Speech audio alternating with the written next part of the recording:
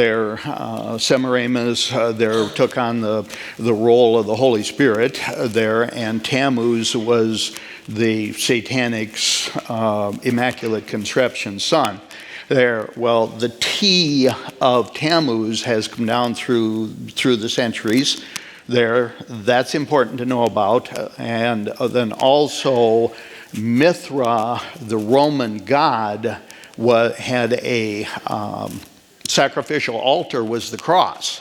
And so we talked about how I really think Satan was blinded by his own ego, putting Christ on Tammuz symbol, the cross or altar to Mithra.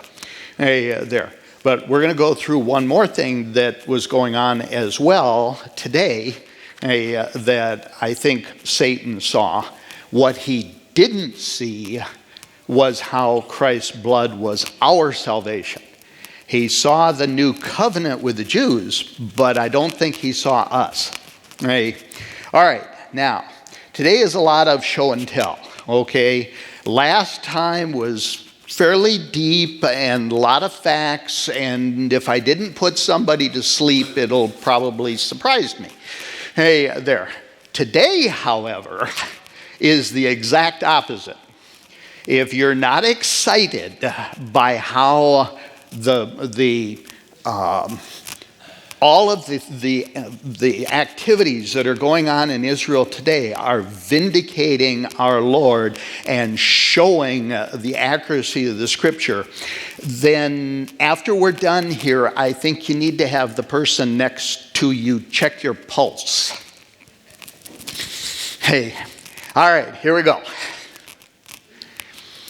After the same manner also he took the cup when he had supped, saying, "This cup is the New Testament in my blood." There. New Testament. Well, if it's the New Testament, you got to have an Old Testament. So what really was the Old Testament? Moses took half the blood there and put it in basins, and half the blood he sprinkled on the altar. He took the book of the covenant and read in the audience of the people, and they said, "All that the Lord has said we will do, and be obedient." And Moses took the blood and sprinkled it on the people and said, "Behold the blood of the covenant, which the Lord hath made with you concerning all these words." Now, the history, the traditions, if you will, there of the people in this time in this land, this was a death sentence.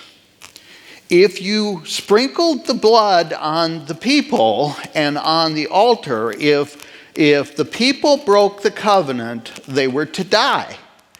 If God broke the covenant, he was to die. Well, obviously that's ludicrous, but the comment there is the people couldn't break the covenant. Okay? Now, get the history here. Moses, I went too far. Back up. There we go. Okay, there. Moses, remember, had been up on the mountain talking to God.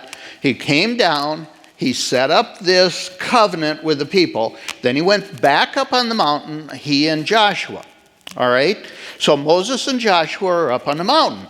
Now, it's 40 days there that he's up on the mountain. The people feel like, he's abandoning them. He's gone. Something's happened to him. We don't know what's going on. And that's the point in time that they got Aaron to do the golden calf. Okay? Now, the gods in Egypt were Hathor and Apis. And what these were male and female cattle deities. So you had the bull and you had the cow. Okay? The cow was supposed to nurse us and fertility, and the bull was fertility as well, and so on. So they ended up with a wild orgy party here going on down below while Moses is up on the mountain. Moses comes back down. He sees all of this, goes back, talks to God, and God says, "Get out of the way. I'm going to kill him. And I'll make of you a great nation." And Moses wants God to take him. Well, why could Moses do that? Well, Moses can die for the people because he was innocent. Okay? Christ does the same thing on the cross. He dies for the people there to make the new covenant. All right. What, again, Satan didn't understand is that not only did he do the new covenant with the Jews, he did the sacrifice for us. And so there was two things happening at that point. And like I said, I believe Satan saw this. He knew about this, but I don't think he knew about the other one. Okay, there. Now, we're going to go on and watch the people of Israel here because this is, like I said, part of the excitement of what's happening in Israel. Hey, Moses took off from the land of Goshen, went down across above the Gulf of Suez, was going to go up there, but there was a group of individuals coming in that he didn't feel he could fight. Okay, and so he turned the other direction and went down. Went down to, Pi means city of, and then Hirath, I believe is how you pronounce it. But at any rate, went down into there. Now, this is a picture using Google Earth to show you where the entrance is up here, follows down through this wadi. Now, wadi in that area is their term for river valley, or where the river flows through. But this is a canyon mechanism coming through the mountains. So when Moses turned into here, coming across, Pharaoh was sure he had him. And the reason he had him is to the north, up here, is a Egyptian outpost. It was an Egyptian camp. And down is mountains. And so as he's coming through here, he's trapped on this sandbar here next to the water, next to the Gulf of Aqaba. Hey, now, on the 6-Day War, there back in the 60s, there when all of the different countries were amassed around Israel, Israel took the preemptive strike and basically wiped everybody out. During that 6-day period when they captured Jerusalem, and they captured, if I remember right, in Egypt all the way over to the Suez Canal. But there's a large area of Egypt they captured. They knew they were going to need a road coming down through here to be able to patrol and work with the area. So they sent a team of engineers down through. A member of that engineer was an American Paleo-Hebrew archaeologist by the name of Ron Wyatt. Okay, now remember that name because Ron's going to come up again here. Ron Wyatt coming down through here noticed as they were surveying and going through a large stone pillar that was laying on the side. Now, being schooled in the archaeology of Solomon's time, basically around 950 BC, he recognized some of the writings on here. Well, the individuals, because of this and this information and it being from Solomon's time, did a covert mission across the Gulf of Aqaba. This is 8 miles across here. They did a mission across the Gulf of Aqaba during that period of time, basically the Israeli equivalent of the Navy SEALs. Went across, and on the other side, on the Jordanian side, they found a pillar still standing that wasn't eroded anywhere near as much.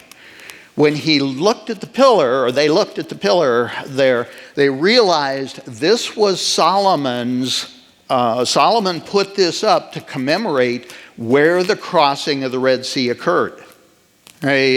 So there's a pillar on both sides. Now the Israelis erected this up, stood it back up, put it in a cement so that it would stand. The Jordanians didn't want you knowing about this, and so when they found out, they hid it. And I forget the name of the city that they've got it in, but it's not standing there anymore, because like I said, it showed a lot clearer the carvings. Okay, now, next. There. Try to get all my orientation here. This is a depiction of the tectonic plates in the area.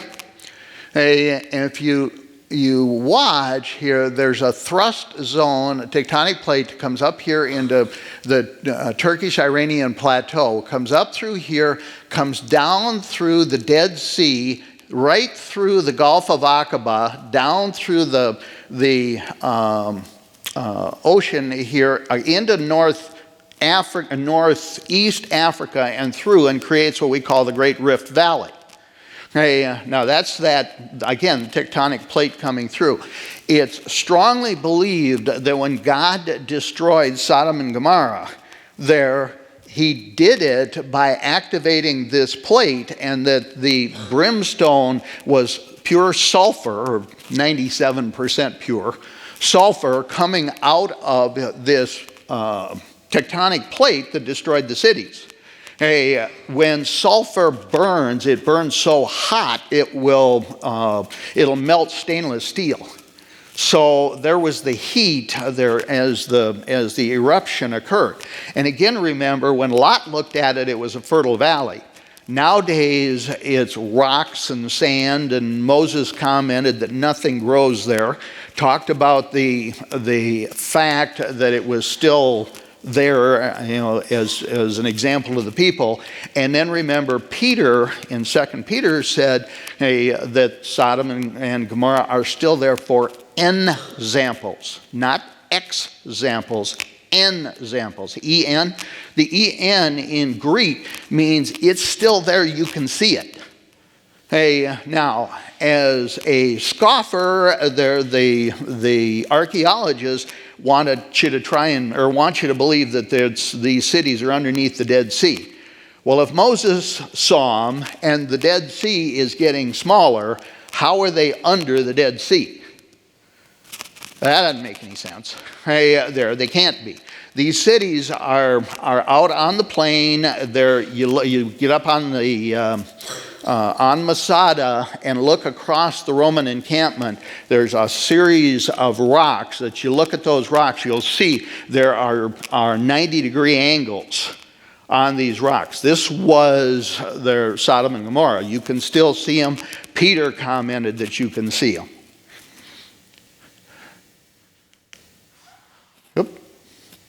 We go backwards? Yeah.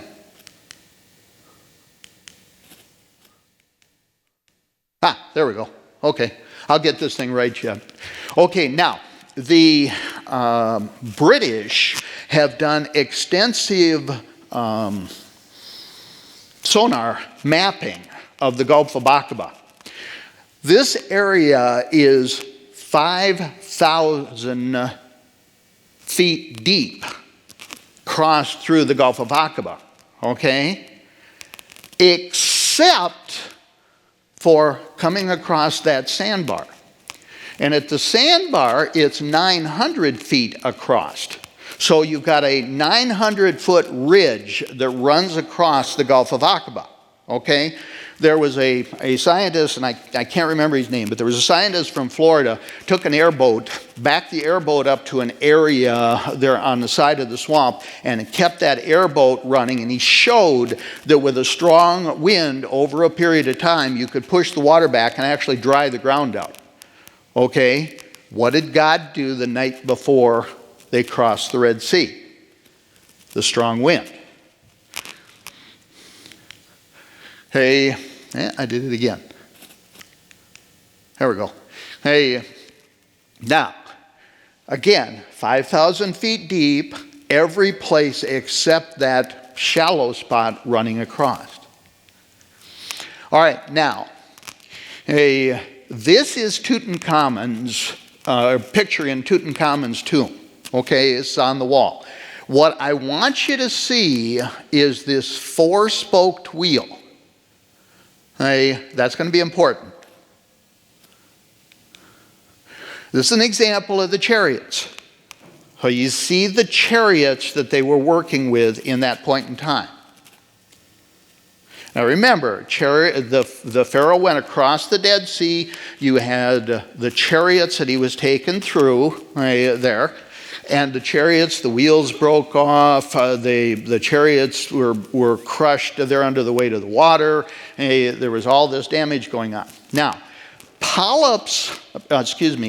coral reproduces by what's called polyps. And these polyps are little structures that float through the water. They have to find something to land on and use as a food supply. Polyps won't grow on sand. They won't grow, or the coral won't grow on sand. It won't grow on gold. It won't grow on silver, but it will grow on iron-type structures and wood structures. So it'll attach there. They to make reefs nowadays, or try to repopulate reefs, the scientists will frequently take a ship and sink the ship. So that the coral has something to get started on, to start growing with. Okay? All right. Now, again, won't grow on wood products. Won't grow on gold and silver products. Will grow on wood, and will use the wood as a food supply. The university in Stockholm, Sweden, the people that hand out the Nobel Prize, heard about this area there that Mr. Wyatt found, these pillars and so on, became interested, came down and used a deep sea rover to look along this hill area underneath the water. That doesn't show very well. Sugar. Okay, what you're seeing with this deep sea rover, there is coral growth here, coral coming up, coral in a circle right here. This is a chariot on its side. For a mile and a half across this ridge, they're finding these structures. There's a chariot wheel that shows up a little better. Around the wheel, the spokes and center of the wheel. And this one is really important, and again, it's not going to show well for us. But you're seeing, back up. Come on, back up. There you're seeing the chariot. Here's a chariot wheel. Here's the center of the wheel and the area around it. Now, try to look real close here. Can you see that? Four-spoked wheel that doesn't have any coral on it. There's no coral on it because it's made of gold. This came off Pharaoh's chariot. The wheels of Pharaoh's chariot were four-spoked wheels made out of gold. You saw that in Tutankhamun's tomb. They know where this is. It's marked by GPS. The Israelis left it there. They didn't want to try and take it out. And they gave the area back to Egypt. They didn't tell them where it was or what it was. Like I said, they've got it marked so that when Israel owns this area again, they can go in and retrieve it. But they know where this gold wheel is, off from Pharaoh's chariot. And the congregation of the children of Israel journeyed from the wilderness of Sin after their journeys according to the commandment of the Lord, and pitched in Rephidim. There was no water for the people to drink. Wherefore the people did chide with Moses and said, Give us water that we may drink. And Moses said unto them, Why chide ye with me? Wherefore do ye tempt the Lord?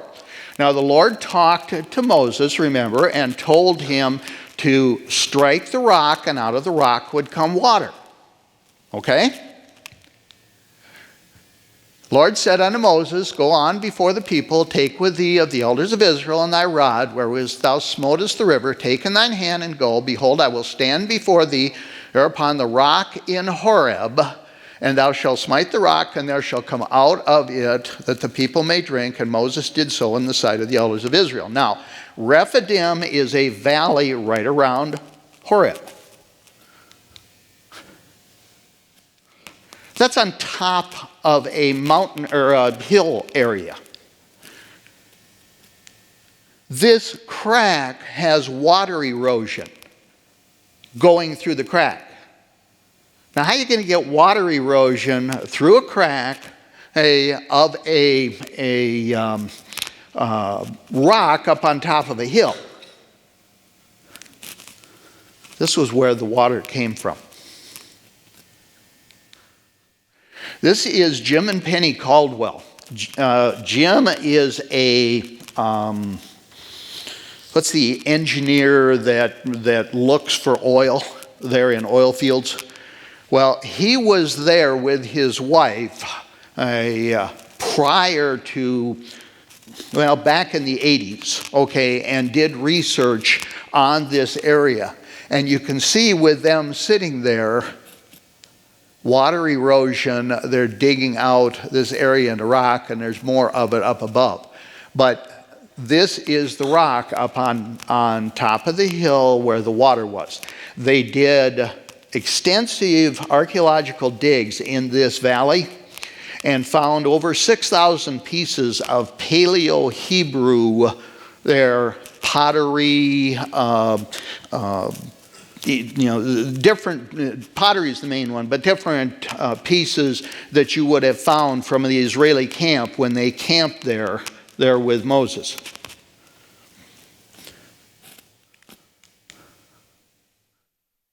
Okay.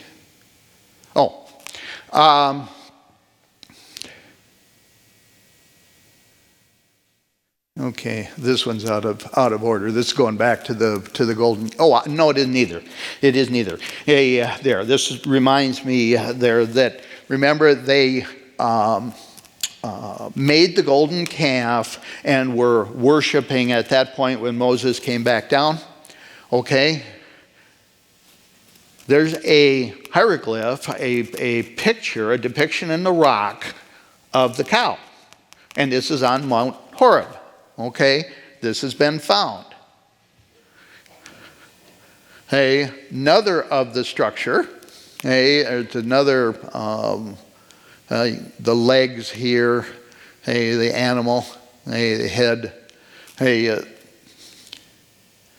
Every place whereon the soles of thy feet shall tread shall be yours from the wilderness and Lebanon, from the river Euphrates, even unto the uttermost sea shall your coast be.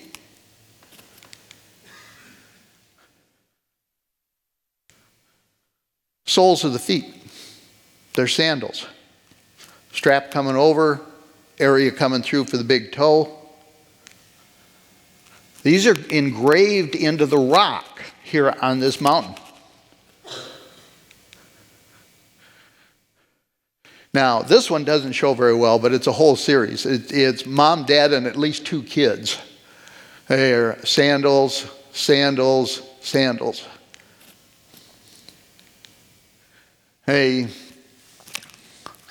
Now, okay. Remember that sandy beach that I showed you going across here? This is where the Valley of Rephidim and Mount Horeb is. This is over in Jordan. I'm sorry, wrong. Jordan's in between. This is over in Syria. I still said it wrong. Not Syria, Saudi Arabia. There. Okay, and this is a depiction of the mountain. Now, again, think about this from the Saudi Arabian standpoint. There, you got a mountain with all these hieroglyphs proving that the Israelis, where they're looking at the Torah, is showing that this area belongs to them. Okay? They don't want anybody in there. And in fact, if you go over there now, the Bedouins have been told by the Saudi Arabian government here to shoot anybody that shows up inside that fence. That's a warning sign that you can't go into that area. There, that's on the fence. So they're hiding it from us, but it's there. And Moses took, okay, that one got in there. Hey, and again, I'm sorry, I got ahead of myself explaining there. This is where I was saying Moses could have been blotted out as a substitute, but obviously that's not God's plan. Hey, again, after the same manner, he took the cup when he had supped, saying, "This is the New Testament in my blood." So when Christ died on the cross, there, he paid the penalty for the Jews. He also paid the penalty for us. Hey, this says John's weather forecasting conditions. The condition, if the stone's wet, it's raining. Hey, if the stone's dry, it's not raining. Hey, if there's a shadow on the ground, it's sunny. If it's white on top, it's snowing. You can't see the stone, it's foggy. The stone's swinging, it's windy. A stone jumps up and down, it's an earthquake. And if the stone's gone, it's a tornado. So you got weather report here. Okay. Hey, there. Now, I put this in because what I hope I just showed you is so blatantly obvious there that Moses crossed the Red Sea, or in Hebrew, Yam Su there, which is actually translated Reed Sea. Okay? All right, now, I want to see how far I can get into the next one. So if you could put up the ark. If we don't get done today, there, we'll finish it up next week.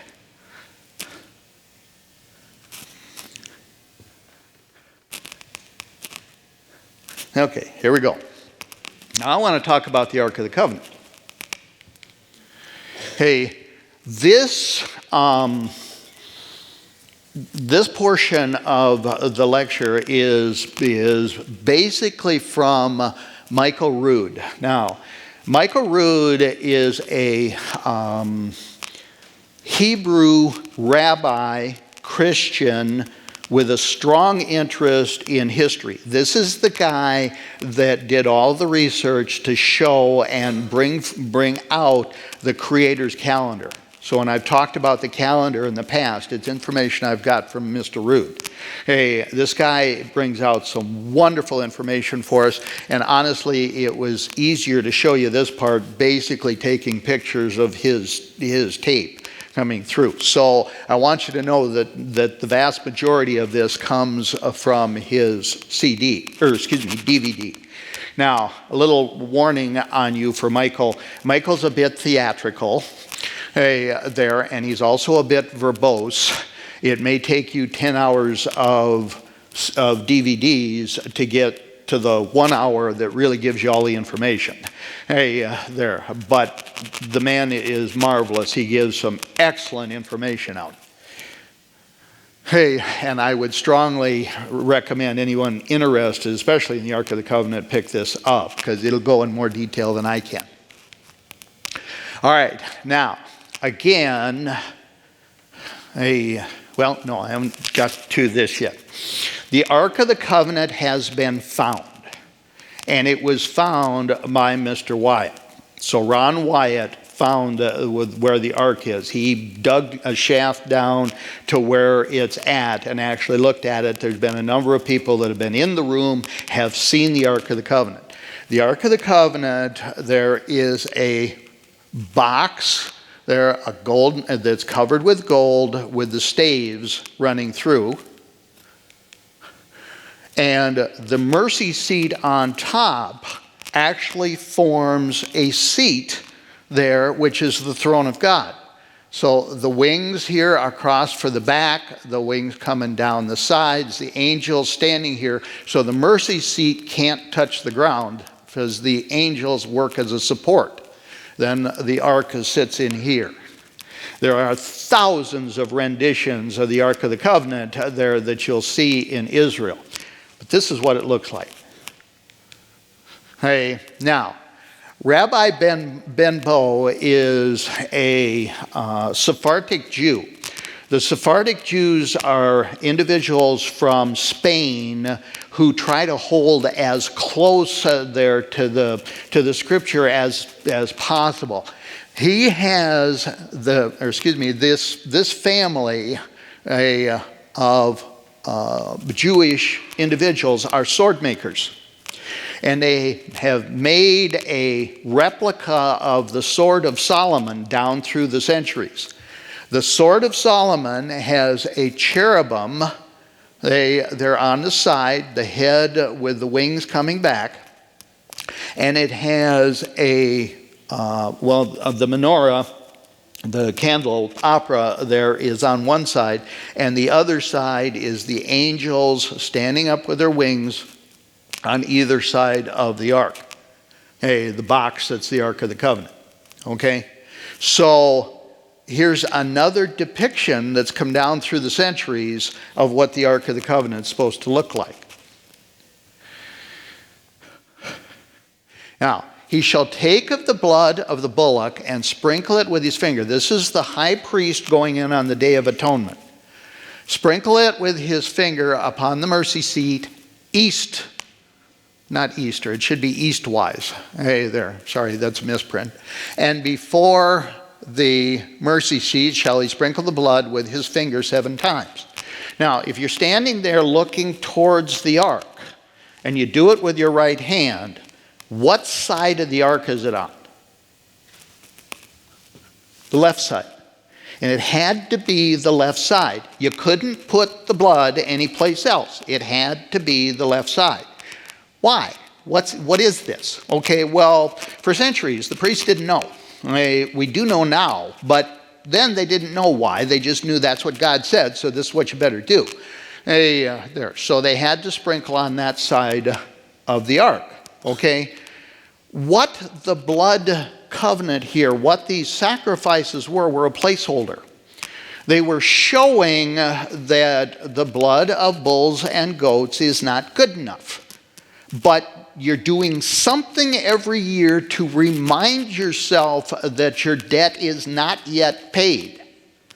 And so as we went through the centuries and they did the Day of Atonement, they did the sprinkle on the altar, annual event to remind the Jews that their debt wasn't paid. Somebody yet needed to die. Okay, now this is the Dome of the Spirits there, which is on top of the Temple Mount. You can get up on the Temple Mount, and the Arabs control what happens up on top, and so they're real fussy about letting you see it. But there is some cisterns up on the Temple Mount that a number of years ago there started to fill up with water. Now, I can go through why that happened, but that's a whole nother picture. But the Arabs thought that there's a water main up here, that water main had broke, and so they dug up along the side of this, and they found the south wall of Solomon's tomb, or Solomon's temple, of Solomon's temple. They knew where the north wall was.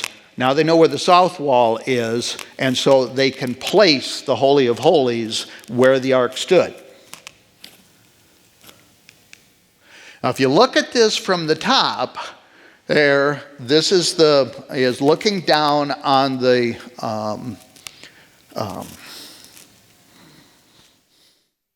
Dome of the Spirits. Thank you. Hey, looking down on the Dome of the Spirits. You take that off, you'll see a square rock with little rocks, square, on 4 sides. Now that becomes important.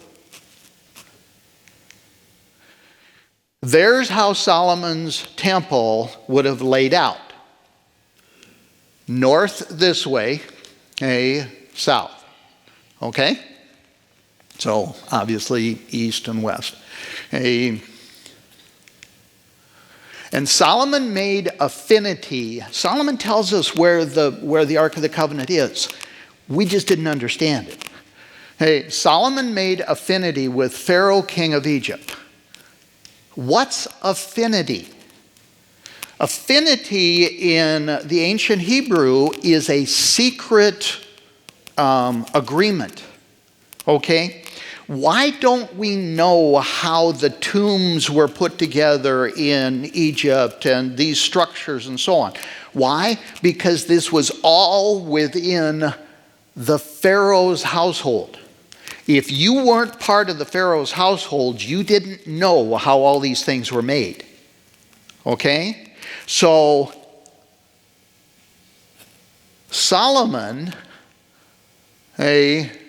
took Pharaoh's daughter to wife, so that he then became part of the family, so he could learn how the Egyptians made their structures. Okay? And each place in the scripture that we hear about Pharaoh's daughter, it's in reference to building. And what Solomon's doing, building. He brought her into the city of David until he had made an end of building his own house and the house of the Lord, the walls of Jerusalem round about. Now, I threw this in. This is not on Michael's tape. I threw this in because I wanted to give you an example of Ramesses' tomb. This is Ramesses the Great in Egypt. I talked about Ramesses a little bit last week as well. But Ramesses lived to be 96 years old there. Ramesses had 21 children by the time he was 21. He had over 100 male heirs, and heaven knows how many female heirs he had. So he had a large family. So when he built his tomb, he built a huge tomb. Now all of this is hollowed out underground. We're underground here. There's a walkway coming in on this side. Then there's a 30-foot drop, supposedly to catch water and also thieves trying to get into his temple.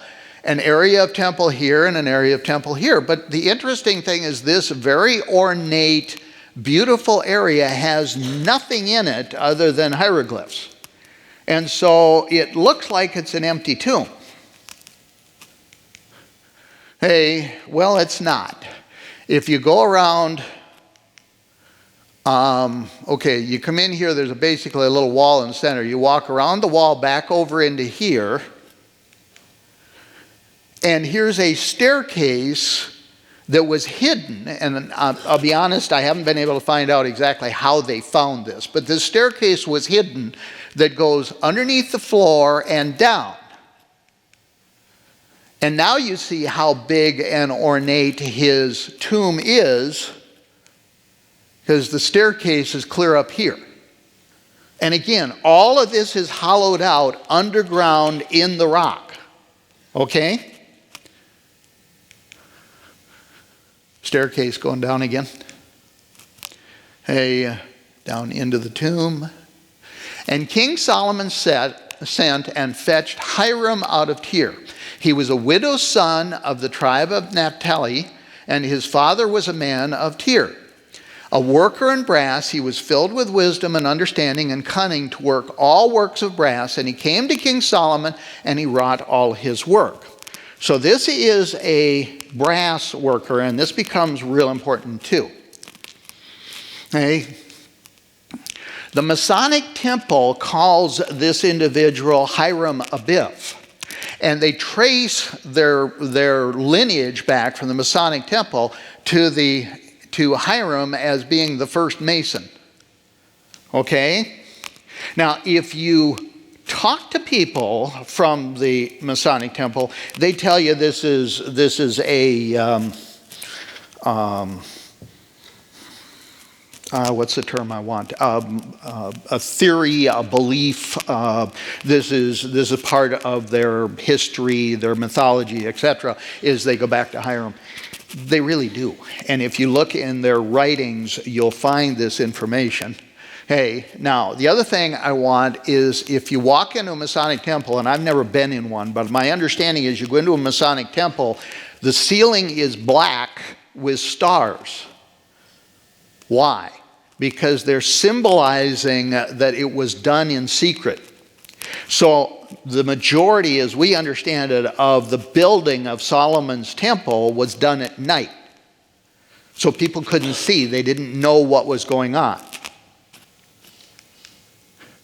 He cast 2 pillars of brass of 18 cubits high apiece, and a line of 12 cubits did compass either of them about. Now, if you remember, if you were here when I did the little lecture on Zechariah's thermonuclear war there and the Scud missiles that Zechariah talks about, hey, I told you that the Israelis didn't understand diameter. That comes later as a Greek mathematical.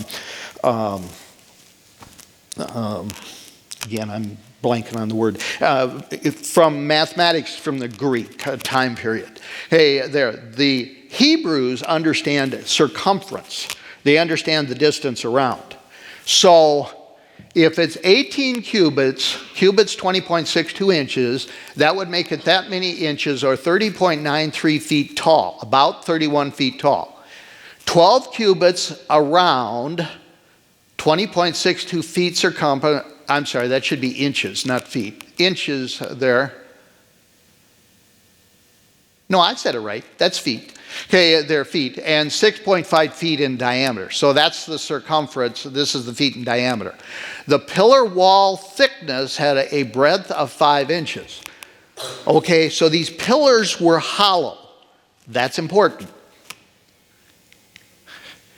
He made 2 capiters or structures to sit on top of molten brass to set upon the tops of the pillars. The height of one capiter was 5 cubits and the height of the other was 5 cubits. Now, that's important. Okay? A 5 cubit capiter, that big around, is going to weigh hundreds of tons.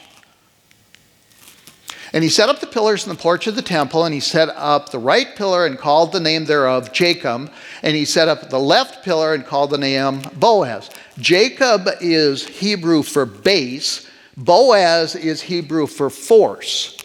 Solomon's telling you he's making a lever arm. Fulcrum. Hey, there. Hey, you want to lift something heavy, you get a base, you get a lever arm. Newtonian physics, you pull up and you lift the heavy, hey, with the bar. Hey, that's what Solomon's telling us here. And in the Masonic temple, these are depicted there with a B on one and a J on the other of these pillars. There's the capita up on top.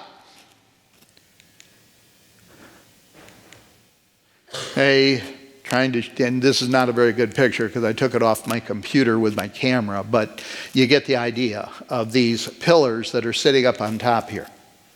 Or, I'm sorry, these capits that are sitting up on top. Okay, now we're back to the temple again. These pillars sat out front. They didn't support anything. They were there for decoration, there the people thought, as they walked up to the temple. So you enter in through the opening here, the holy place, and then the Holy of Holies, where the ark is. Now, and the priest brought the ark of the covenant of the Lord into its place and into the oracle of the house, to the most holy place, even unto the wings of the cherubim. And they drew out the staves, that the staves were seen out in the holy place before the oracle, and they were not seen without. And there they are unto this day. So how can you be seen and not seen? Well, remember, there was a curtain here. So when you drew out the staves, placing the Ark of the Covenant here, the staves are going to push on the curtain. From out in here, you can see them pushing on the curtain. You can't see them, but you can see them pushing on the curtain. So that's how you can see them and you can't see them. Okay? Then spake Solomon the Lord. Then spake Solomon, the Lord said that he would dwell in thick darkness. Okay? Now, here's where Solomon tells us where the Ark of the Covenant is. The Hebrew word for dwell in this case is sakan, which equals an established place to inhabit. Thick darkness is arafel, which is on a lower level. So a thick place, or a place to inhabit on a lower level. Okay? I have surely built thee a house to dwell in, a settled place for thee to abide in forever. Okay? Dwell this time is the word Zebul, which is on a higher level. A settled place, settled place is Makan, which is a fixed location. And forever in Hebrew doesn't mean eternity, it means an extremely long time. Okay, now we're going to see how this comes together.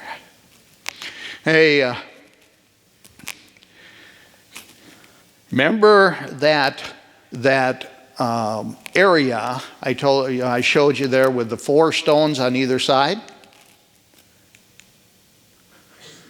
Came to pass in the 9th year of his reign, in the 10th month, in the 10th day of the month, that Nebuchadnezzar, king of Babylon, came, and he and all his army against Jerusalem, and pitched against it, built forts against round about, so the city was besieged until the 11th year of King Zedekiah. And all the army of the Chaldeans that were with the captain of the guard brake down the walls of Jerusalem round about, and the pillars of that's brass, not grass. Another typo. Pillars of brass that were in the house of the Lord, and the bases and the brazen sea that was in the house of the Lord, did the Chaldeans break in pieces, and carried the brass with them to Babylon. And the pots and the shovels and the snuffers and the spoons and all the vessels of brass wherewith they ministered, they took away. They took away, period. And it should be a period there, not the word period. And fire pans and bowls and such things as were of gold and of silver and in silver. The captain of the guard took away the 2 pillars, 1 sea, and the bases which Solomon had made for the house of the Lord. The brass of all these vessels was without weight. Now, did he say anything here about the Ark of the Covenant, about the golden candlestick, about the other things, the other gold objects that were there? No. Where are they? The height of one pillar was 18 cubits, and the capiter upon it was brass, and the height of the capiter was 3 cubits. Now remember, we had 5 cubits. How do we get to 3 cubits? And the wreathen work and the pomegranates upon the capiter round about, all of brass, and like unto these had the 2nd pillar with wreathen work. Nebuchadnezzar burned and tore down the city. Where was the ark? This is where it was. Now I'm going to show you here in a minute. There in the 2nd book of Maccabees, there it describes how Jeremiah was given a vision of how to unlock this. Because remember, this is 500 years after Solomon built it. How to unlock this there so that he could make this system work. But what it is a lever arm underneath the ground. They came in, the 4 priests, and stood on these 4 stones, which unlocked this system. This capiter pushes down into here, which pushes the sand down on this lever and lifts this up. Now, if you measure the distance of this, and set the fulcrum there at 3, I think it works out to about a quarter of the way in. This will lift 8 feet, with this coming down about 2 feet. So this is coming up. The other thing that's important is with that much weight coming down all at once, it would have launched this elevator right out of the building. And so they have a dampening system here so that the sand, as it's being pushed up, will leak out of here so it comes up slowly. Hey, the four priests stand on the four stones. Hey, they move the Ark of the Covenant in to this elevator system, and then they release the sand out of this, out of this one, which then allows this to come back down again. And as it settles down, remember how well the Egyptians could hide things? This had a stone in it that settled into place that looked just like the rest of the stones to hide here, and this would come down and hide there on the Dome of the Spirits. And then they took the ark and went down from there. He built a cavernous system to take the ark out the north side of the city of Jerusalem, outside the gates, out the north gate, the Damascus gate, which is where Christ went to be crucified. Top of Mount Horeb, right up here, is where Abraham was sacrificing Isaac, or going to sacrifice Isaac. This is where the cross stood. Here's where the Ark of the Covenant is. Jeremiah and several of the faithful beasts bring warning to the Lord in a vision. 2 Maccabees. They learned how to do it. Oh, I'm sorry. I showed where the stone comes down in. Now, one of the priests started to make a pathway to show how to find the Ark of the Covenant. They're coming down through. Remember the cherub on the sword?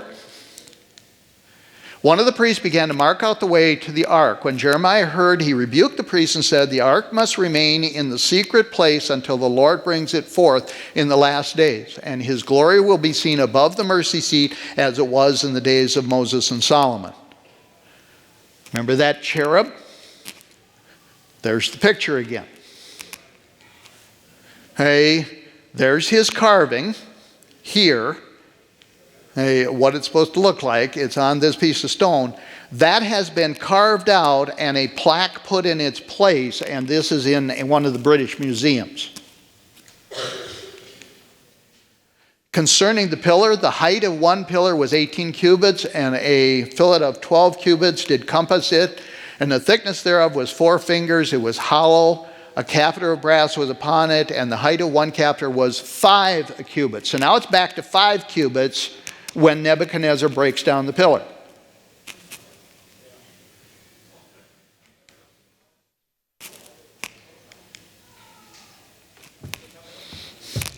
I'm 5 minutes late. I apologize.